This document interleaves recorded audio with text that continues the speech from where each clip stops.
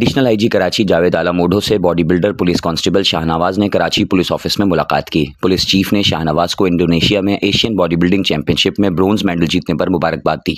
इस मौके पर कांस्टेबल शाहनवाज ने पुलिस चीफ को बॉडी बिल्डिंग के दीगर मुकाबलों में शिरकत और हासिल करदा इनामात के बारे में बताया। पुलिस चीफ ने शाहनवाज को एजाजी शील्ड से नवाजा और आइंदा मुस्तकबिल में पुलिस की जानिब से हर मुमकिन ताउन की यकीन दहानी करवाई।